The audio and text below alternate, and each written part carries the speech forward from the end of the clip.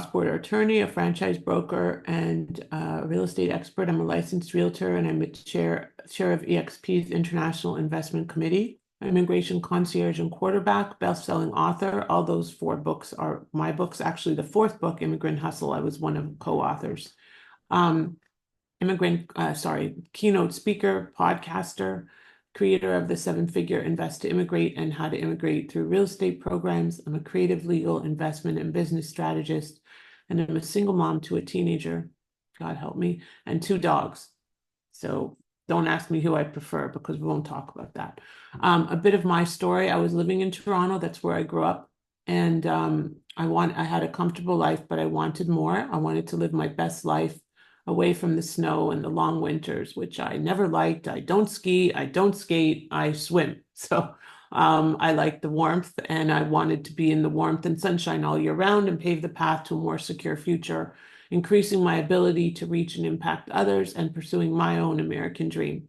But then the you-know-what hit the fan, and my world was rocked to the core. As I mentioned, my ex-husband now, thank God, my then husband was deported on the return trip from our honeymoon. We went to Thailand, and he was removed and put in immigration jail and barred from entry. And this was truly on the return trip from our honeymoon. So they sent me back to Miami and sent him back to Japan.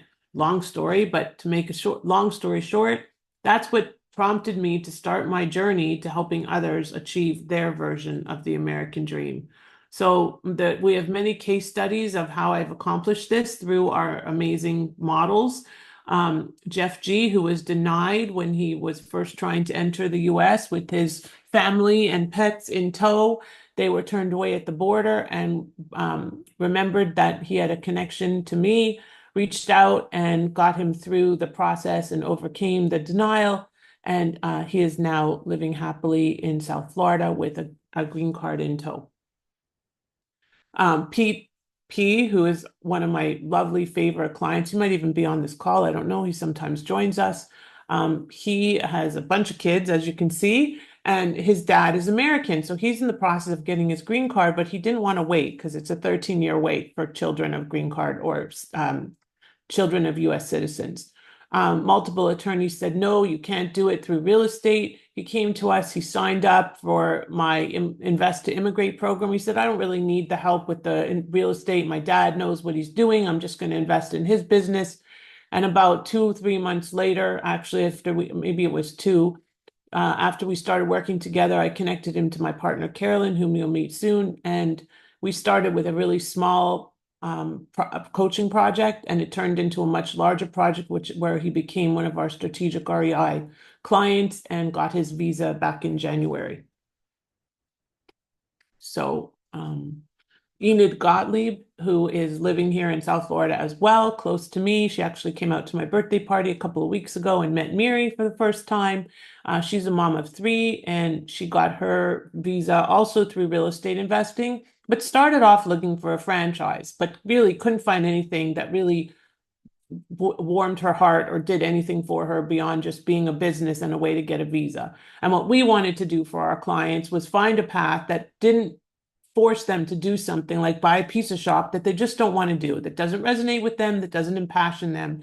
And this is why I came up with this model, because I had so many real estate investors that came to me saying, I don't want to buy a pizza shop. I don't want to buy a franchise. I want to buy real estate. How do I do this?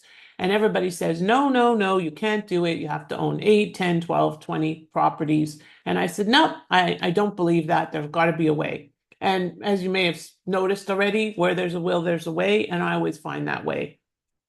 And I was determined to find it, and I did. Thank God. So then what happened to all of these people? They hit the walls, and they came to me and said, help us, find a way. And I found a way to get, they were in your shoes, and it wasn't too long ago, and they had dreams too, just like me. And yes, that's me. As you can see, the cars are very old, so you can tell my age. But that was the last time I shoveled snow, and I promise it's going to be the last time I ever shovel snow. And I love that picture. My dad and my dad, Oliver Shalom, and my brother make fun of me. And I was like, yeah, if you look really closely, you can see I have my tongue sticking out. Probably was freezing. And I was like, get me out of here. But I dreamed of a snow-free life without blizzards. Okay, granted, we have hurricanes, but as you can see, we got spared, and if you have the right protections in place, you can survive them if they happen, and then you just move on.